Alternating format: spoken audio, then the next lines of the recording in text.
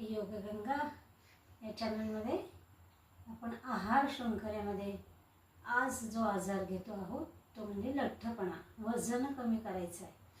त्यासाठी आपल्याला योग्य आहार कोणता आहे। सुरुवातीला काही नियम आहेत, एक 2-3 नियम आहेत ते आपल्याला पाळायचे आहेत। वजन कमी करण्यासाठी आपल्याला कोणाचंही कंपॅरिझन करायचं नाही, आपल्याला कोणाशीही तुलना करायची नाही। प्रत्येकाचा आहार वेगळा, विहार वेगळा, स्वभाव वेगळा, आजार वेगळे, व्याधी वेगळ्या, त्याच्यामुळे आपल्याला कोणाशीही कंपॅरिझन करायचं नाही। खूप उपाशी राहायचं नाही किंवा उपवास करायचा असं पण करायचं नाही। स्टेप बाय स्टेप आपल्याला वजन कमी करायचं आहे। पेशन्स ठेवावा लागणार आहे, कारण की वाढलं पण एकदम नाही, त्याच्यामुळे एकदम कमी पण नाही होणार। मग हळूहळू आपण कमी करण्याचा प्रयत्न करूया आणि रोज वजन नाही करायचं काट्यावर। तर काही गोष्टी ज्या आहेत त्या आपल्याला पाळायच्या आहेत।